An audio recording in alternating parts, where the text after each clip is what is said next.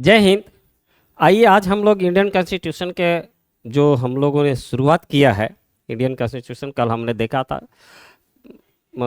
भारतीय संविधान का जो प्रेम्बल है उसको हमने देखा था। आज हम लोग देखते हैं भारत के संघ एवं राज्य क्षेत्र, जिसकी चर्चा अनुसूची 1 भाग 1 में किया गया है। भारत के संघ एवं राज्य क्षेत्र, ठीक है, अनुसूची 1 में है ये,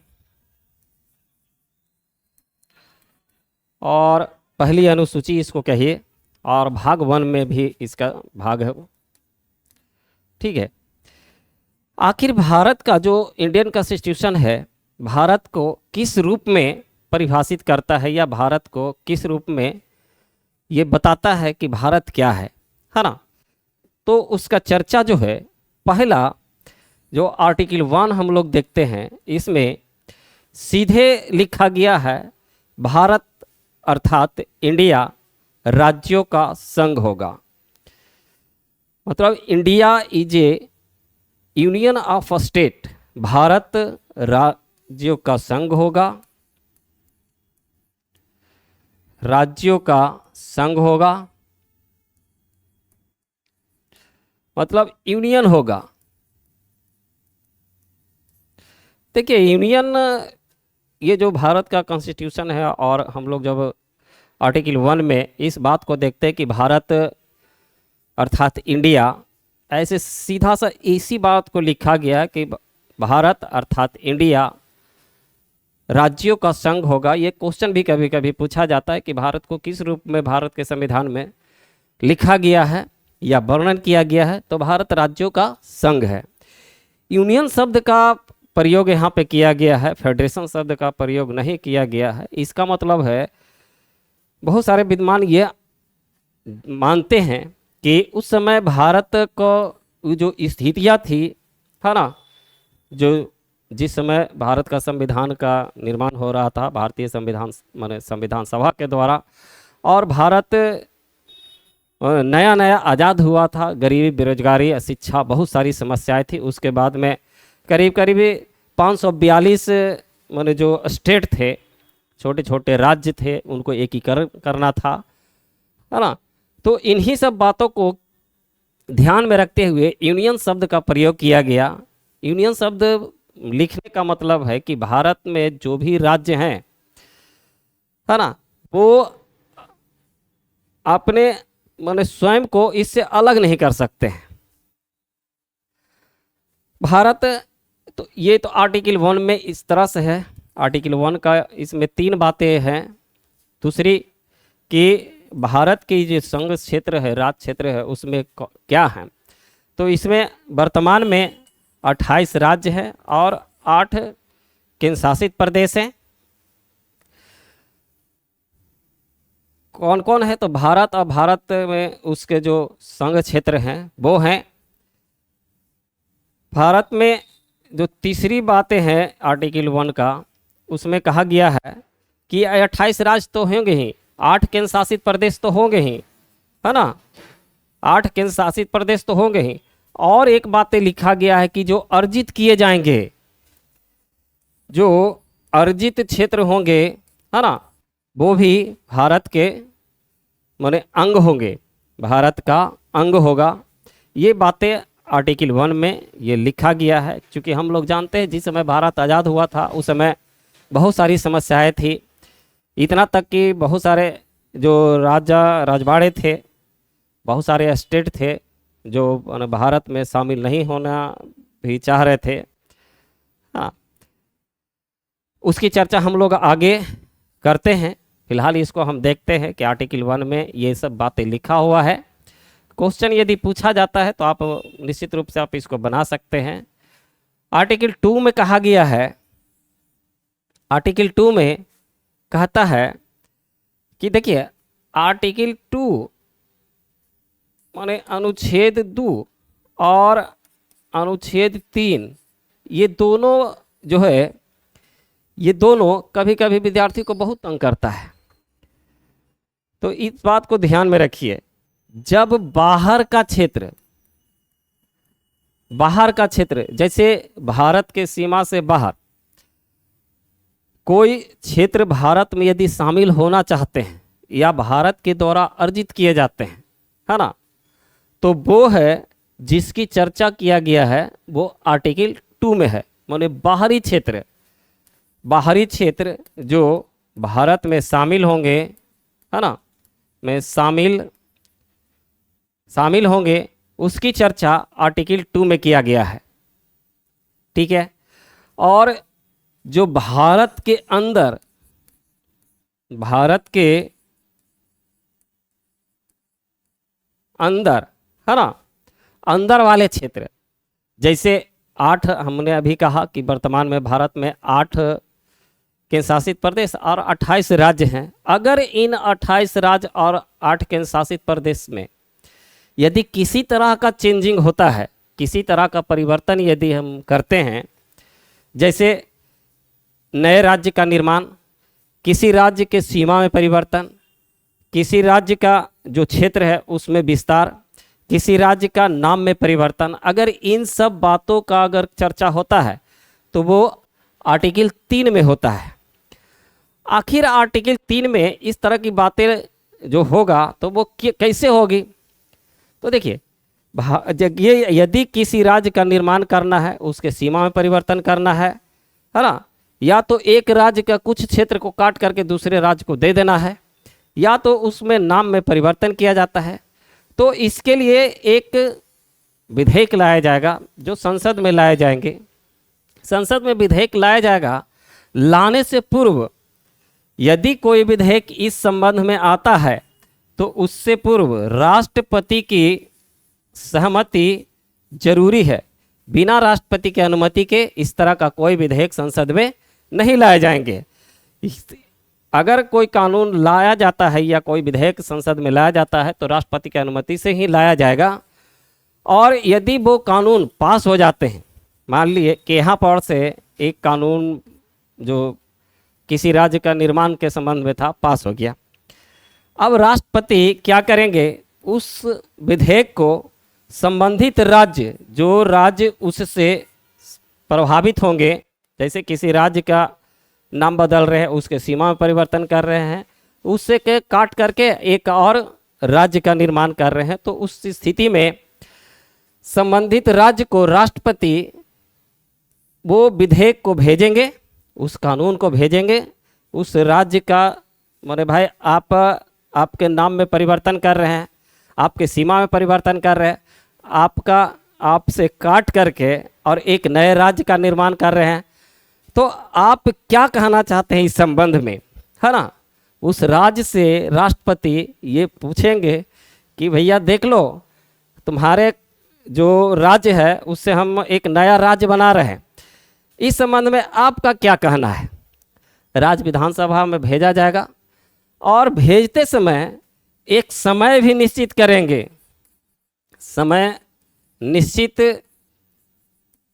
किया जाएगा कि देखिए ये जो हमने आपको विधेयक भेज रहा है, वो विधेयक को आप इतना समय में आप हमको वापस कर दीजिए।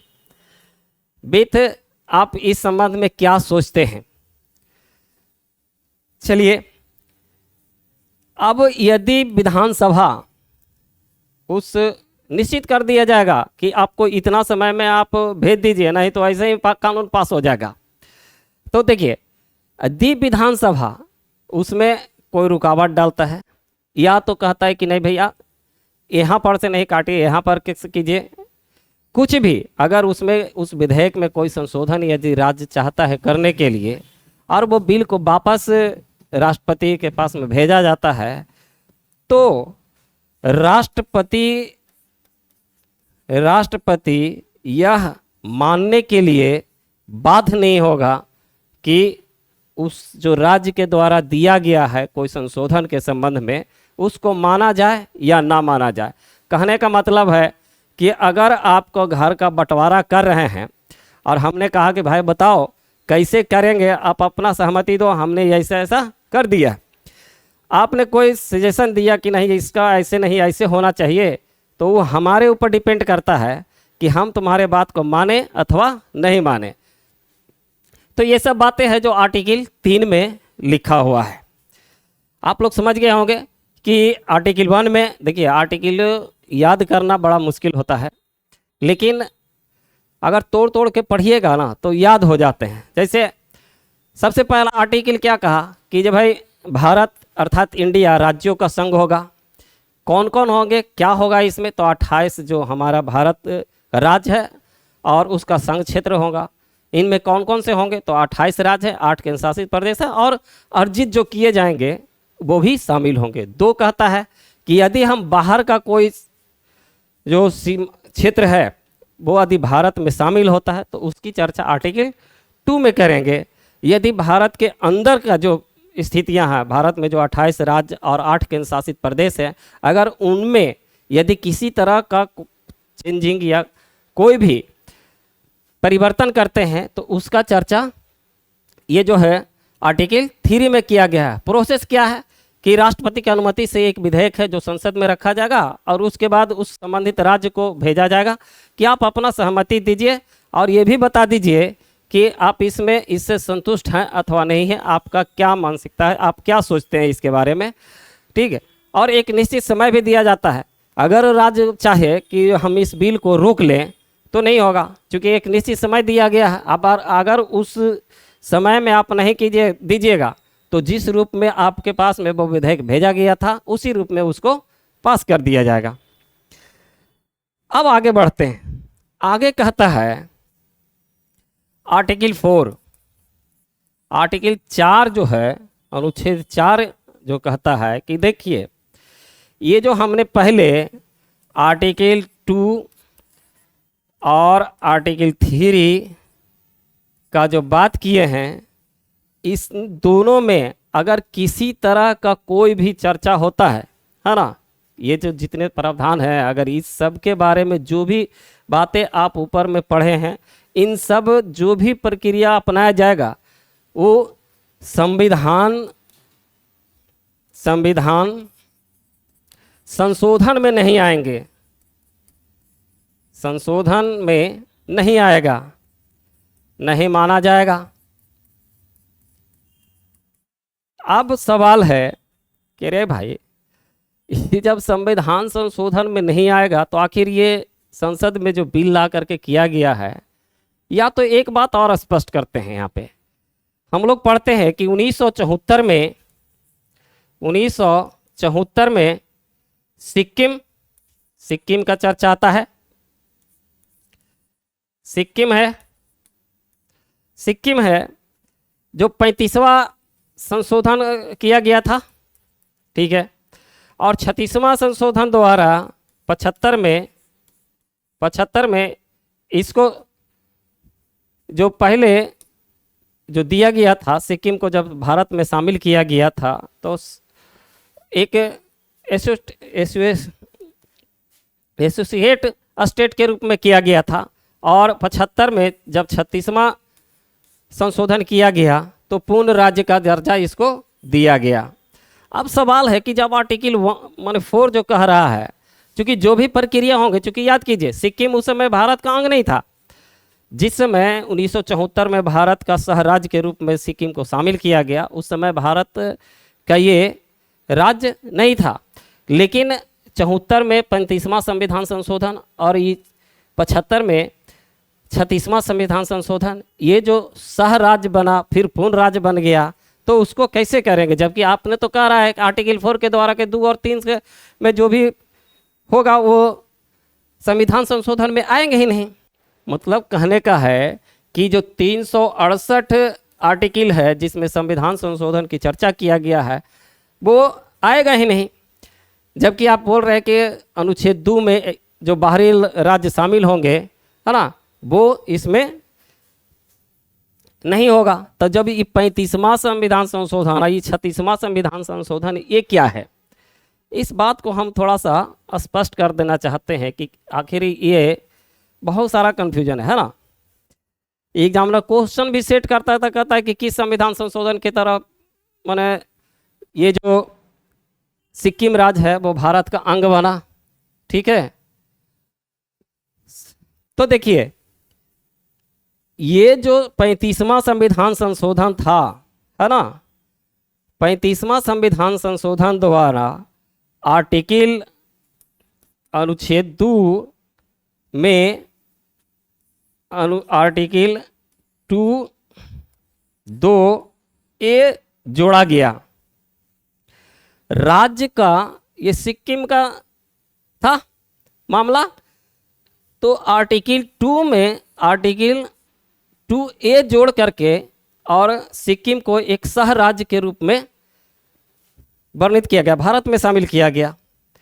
ठीक है, तो ये जो आर्टिकल 2(a) जोड़े हैं, इसको जोड़ने के लिए संविधान में संशोधन करके, ये जो 35वां संविधान संशोधन था, इसको आर्टिकल 2(a) को जोड़ने के लिए किया गया था और सिक्किम को एक सह राज्य के रूप में भारत में शामिल किया गया। लेकिन जब ये 36वां संविधान संशोधन हुआ तो 36वां संविधान संशोधन के द्वारा क्या किया गया, ये आर्टिकल जो 2(a) हमने जोड़ा था 35वां संविधान संशोधन के तहत, उसको हमने ये आर्टिकल 2 को कैंसिल कर दिया, मैंने समाप्त कर दिया और सिक्किम को एक पूर्ण राज्य का दर्जा दे दिया गया। ये सब बातें हैं।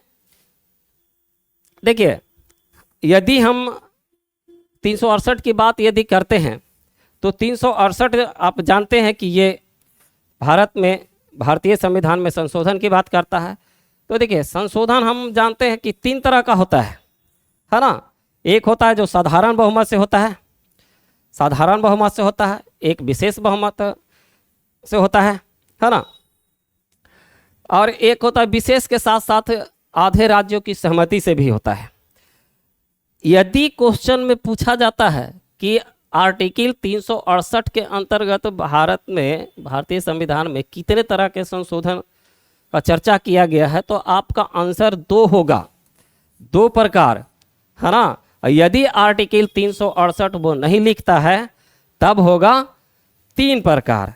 इस बात को आप ध्यान रखिएगा, क्योंकि एग्जामिनर आजकल छोटे छोटे बात को इधर उधर से जोड़ घटाव करके क्वेश्चन पूछने लगे हैं। ये हमारा भारत का राज्य क्षेत्र था, भारत को किस रूप में वर्णित किया गया है, हमारा जो इंडियन कॉन्स्टिट्यूशन है उसमें भारत को क्या कहा गया, तो भारत को एक राज्यों का संघ कहा गया है ना। दूसरे में दूसरा आर्टिकल था जो कोई बाहर का यदि क्षेत्र भारत में शामिल होते हैं तो उसका चर्चा आर्टिकल 2 में किया गया है। और यदि भारत के अंदर, जो भारत में 28 राज्य, वर्तमान में 28 राज्य और 8 केंद्र शासित प्रदेश हैं, अगर उसमें किसी तरह का कोई चेंजिंग होता है, उसके नाम में, क्षेत्र में या नए राज्य के निर्माण में अगर किसी तरह का चेंजिंग होता है तो उसका हम चर्चा आर्टिकल 3 में करते हैं। 3 में करने का प्रोसेस भी आपको बता दिए कि राष्ट्रपति के सहमति से एक बिल लाया जाएगा और वो बिल है जो फिर से जब संसद में पास होगा तो उसको संबंधित राज्य को भेजा जाएगा। एक निश्चित समय भी दिया जाएगा उसमें कि आप इतना समय में आप हमको बता दीजिए। राज्य का कोई यदि संशोधन भी हो उसमें तो उसको मानने के लिए राष्ट्रपति बाध्य नहीं होंगे। आर्टिकल 4 में यह कहा गया है कि जो जितने सारे आर्टिकल 2 और 3 में जो भी प्रक्रियाएं होती है उसको संविधान संशोधन में हम लोग नहीं मानते हैं। उसका सिक्किम का उदाहरण है, तो सिक्किम का में जो 35वां संविधान संशोधन हुआ 74 में 1974 में, तो आर्टिकल 2 में आर्टिकल 2(a) जोड़ा गया और सिक्किम को एक सह राज्य के रूप में शामिल किया गया भारत में। और जब 36वां संविधान संशोधन 1975 में हुआ तो उस समय आर्टिकल 2(a) जो जोड़ा गया था उसको 36वां संविधान संशोधन के द्वारा उसको हमने डिलीट कर दिया, हटा दिया गया। ठीक है। चौथा, ये तो मानता ही है कि ये संविधान संशोधन नहीं होगा, ये हमारा आज का ये जो भारत का राज्य क्षेत्र था उसके चर्चा था। कल हम लोग इस पे बात करेंगे कि भारत का जो ये 28 राज्य है ना, और 8 केंद्र शासित प्रदेश है, उसका जो पूरा इतिहास भारत का कि कहाँ से कैसे बना, जब भारत आज़ाद हुआ था उस समय से लेकर के और 2020 तक, जब तक ये दादर नगर हवेली और दमन द्वीप शामिल नहीं हो गए, जम्मू कश्मीर के बारे में भी हम लोग चर्चा करेंगे। तो कहने का मतलब है कि कल हम लोग का जो क्लास होगा उसमें हम लोग चर्चा करेंगे कि भारत का जो अभी वर्तमान में 28 राज्य और 8 केंद्र शासित प्रदेश है, उसका इतिहास क्या है, कब से ये शुरू में कितने राज्य थे और वर्तमान में उसको हम लेकर के आ जाएंगे। यदि आप मेरा वीडियो देखते हैं, आपको अच्छा लगता है तो वीडियो को सब्सक्राइब कर दीजिए, लाइक कर दीजिए और अपने दोस्तों परिवारों के साथ में शेयर कर दीजिए। हम आगे भी इस तरह का वीडियो लाते रहेंगे। जय हिंद।